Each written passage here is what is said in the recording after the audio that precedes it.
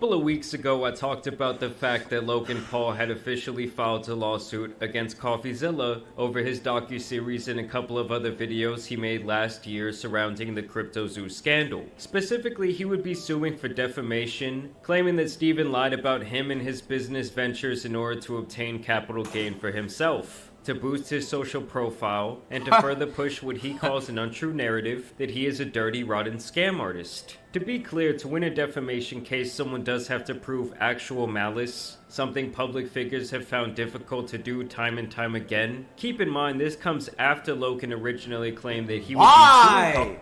Bro, that makes no sense. That makes no sense, bro. Because, like, Logan is not going to sue CoffeeZilla, and CoffeeZilla is going to be like, you know what, man, I'm going to stay quiet. Bro, you're going to give that nigga so much more ammo to violate you. Yeah, I wouldn't be surprised if that nigga dropped a video on it by now.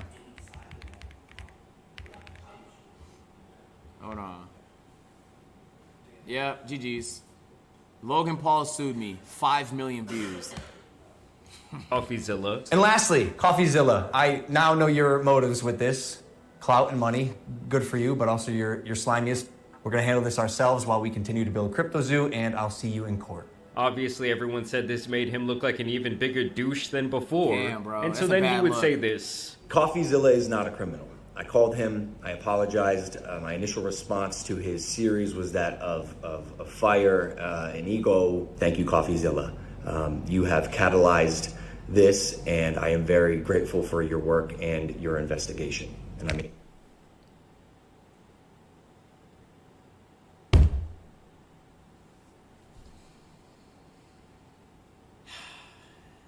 why is he making this law? Why even sue this nigga if you know there's clips of you congratulating him on the exact thing you're suing him for? I mean that. Thank you, bro. And then he would even say this during a tell-all filming about his life documented by a man named Graham Bessinger. The pit of despair that I was in over Christmas time was caused by a YouTuber accusing me of scamming. This journalist, YouTuber, crypto uncoverer guy named CoffeeZilla, who's incredible, by the way. A very thorough, GG's. good-hearted, smart guy. And they're playing this clip in court, gang.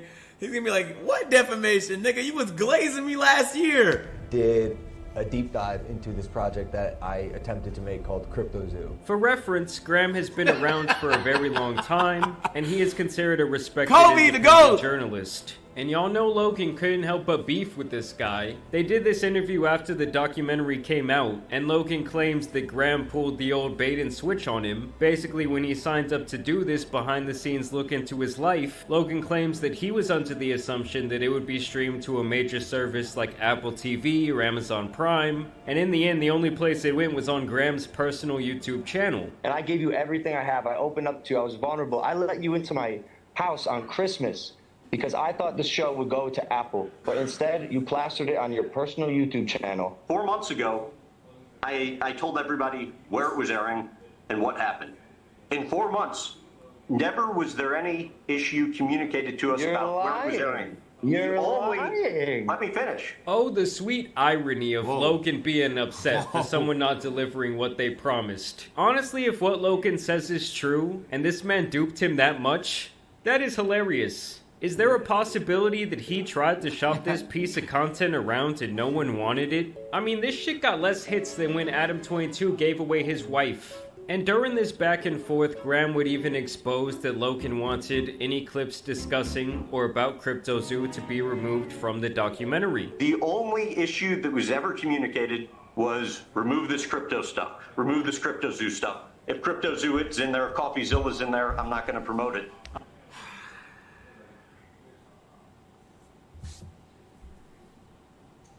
Damn, bro. I love the look on his face whenever someone mentions this absolute failure of a project. To me, at the end of the day, Logan laid in bed with some dirty dogs, and now he wants to sweep it all under the rug and silence anyone who has something to say about it. But the only problem is that this dude now has flea bites all over him. What responsibility do you feel for what happened? I put way too much trust in bad people to run a project that I really cared about. And to me, anyone who tries to silence legitimate criticism through unjust copyright, or even worse, a lawsuit like this, is just a massive puss. Like, the sheer idea that this man is now trying to play the poor little victim here is ludicrous. Okay, It's wait, like yo, setting your own- Kalisa, thank you for the prime. Jay Willie, Pookster, T Will, Sarah Vibes, thank you for the subs. Papa, Ambition, Newbie, Jalen, and Evan, welcome back. I will say this: if you guys did follow up and like the crypto zoo shit that was happening, he did get hoed by the nigga that was building this shit. He did get hoed OD. And because he's the content creator, he caught all the flack for it while that nigga just snuck off to Switzerland or whatever with the bag of death. So he is right. He did get in bed with a lot of bad people, but they're like, Logan agreed, nigga. He holds responsibility. It was his fucking project at the end of the day. And it was his fans that got scammed. So, and it came out of his mouth. Own house on fire, pouring gasoline all over the flames, somehow escaping, and Scarlett, then starting a thank you for the GoFundMe to help pay for your medical bills when you decide to thank you jump for the back into the burning house. Either way, CoffeeZilla has now responded to this GGs. lawsuit in his GGs. newest video, and things are getting spicy. And some of you may remember, per the court filing, that Logan is suing this man over tweets, YouTube titles, and thumbnails, citing Twitter and YouTube comments as proof of the damage to his reputation, which apparently lies at the hands of CoffeeZilla. I mean, seriously guys, using shitpost comments as proof in actual lawsuit is so 2024 that it hurts in my soul. Yes, you heard me right. Logan Paul sued me after I tried to get his fans, the CryptoZoo investors, a full refund. Coffee then shares text messages between him and Logan. Hey Logan, following up for the third time, it's been over 5 months since you promoted to refund victims of CryptoZoo over $3 million.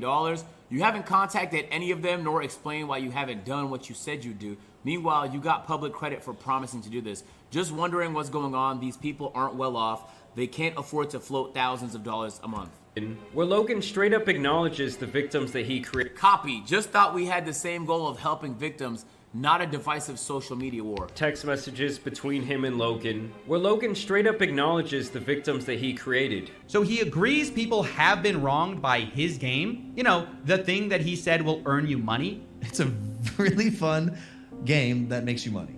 And you guys have to remember that CryptoZoo is something that Logan himself said that he would be thrilled if it turned out to be some of his fans' first step into the worlds of investment. Right? Like, I just know that I love it. Yeah. My developers and my team love it. Who loves it most? The kids. I think that's the most important thing we're doing. Kids are going to care about the blockchain. Okay.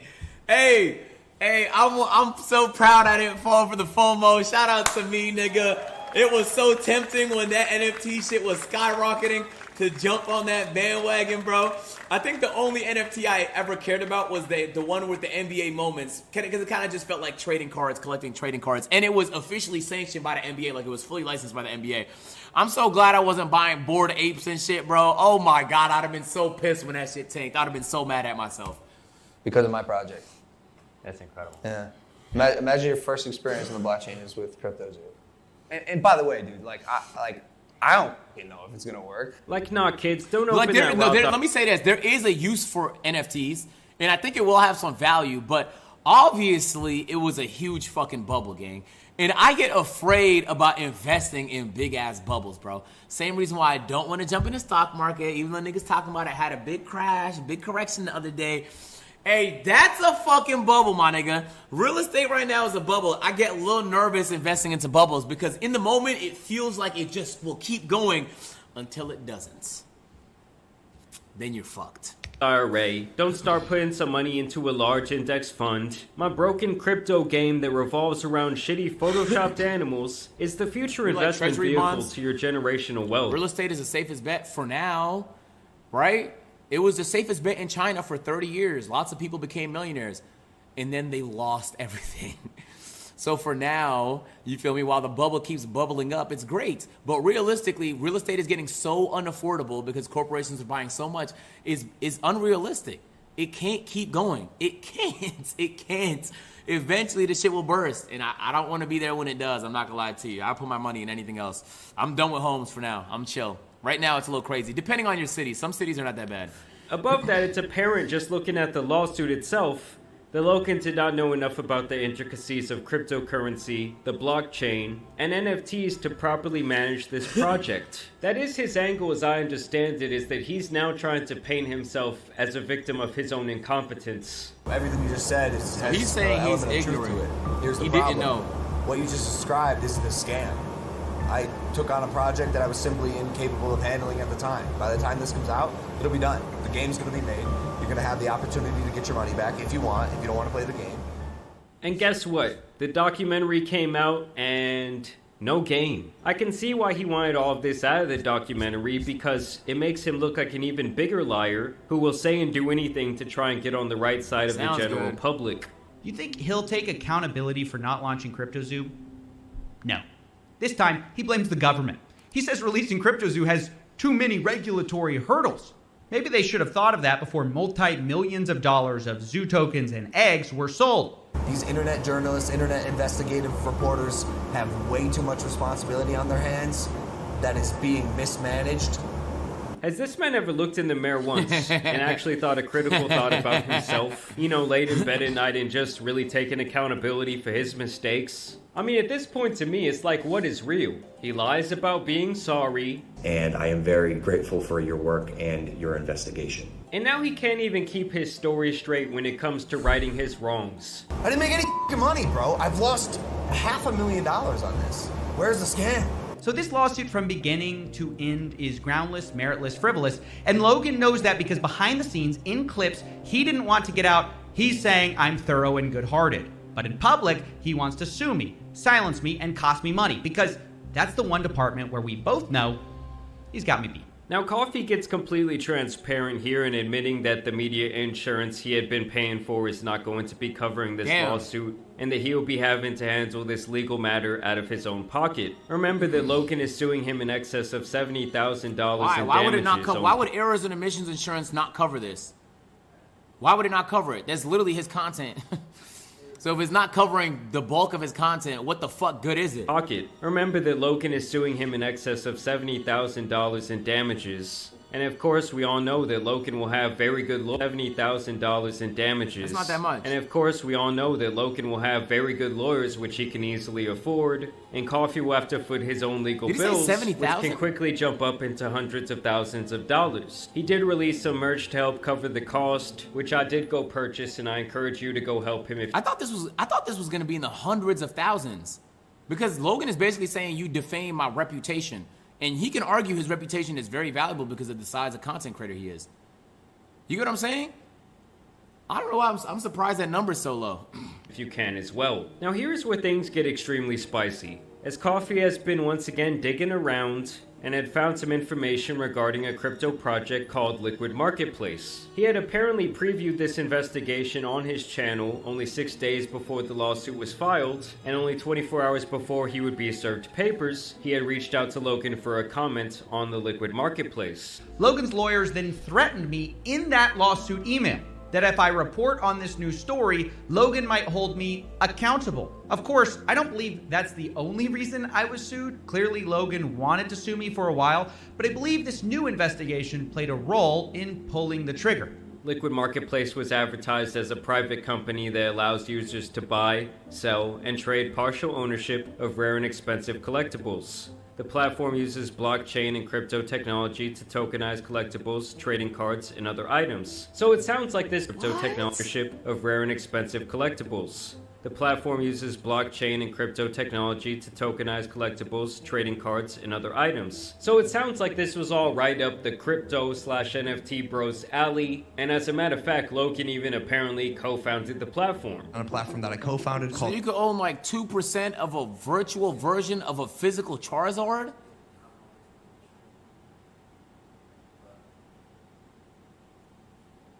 Liquid Marketplace. It allows co-ownership of top-tier assets. So instead of one person, me owning this card, we as a collective can co-own it together. Basically, the idea behind this platform is a lot like taking an asset and dividing it into shares, almost like a stock on the stock market. Like, for example, let's say that I say this glass of water is worth $100.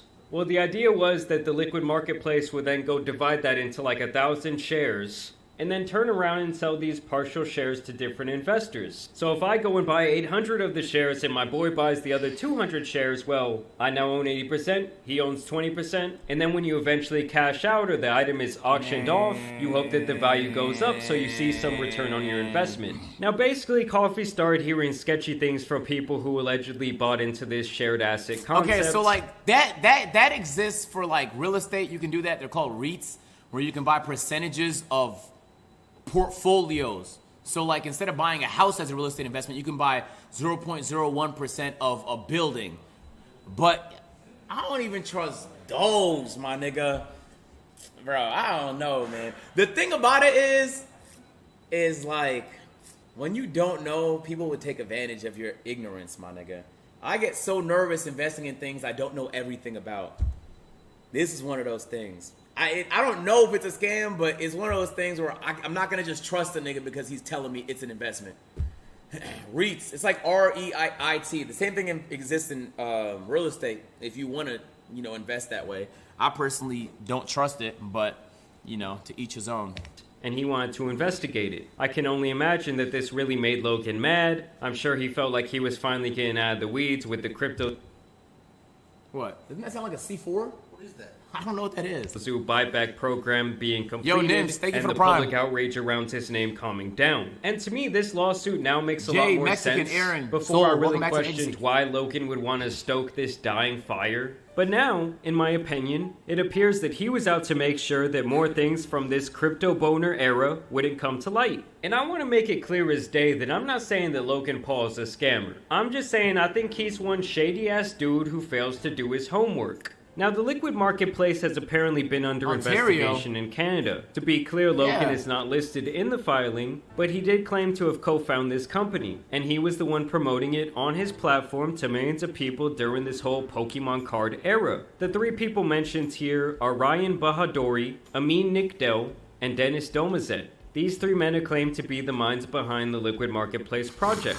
The Liquid Marketplace business promotes and sells crypto assets that purportedly represent fractional ownership of valuable collectibles, known as LMP tokens. The collectibles include trading cards and digital assets such as non-fundable tokens, which are purportedly fractionalized into LMP tokens. These LMP tokens are offered to investors through an online platform accessible through LMP's website. LMP and its principals have perpetuated a fraud on investors in two ways. First, the respondents raised over $10 million by selling common shares and promissory notes in LMP to investors located primarily in Canada and the US. From these funds, the respondents misappropriated approximately $3 million, including through hidden payments to shell companies for the personal enrichment of the LMP principals, i.e. these three guys. Bahadori and Nickdell made false and misleading statements to token purchasers, including that LMP tokens represent legal ownership in underlying collectibles, and the collectibles themselves have been authenticated, appraised, and insured.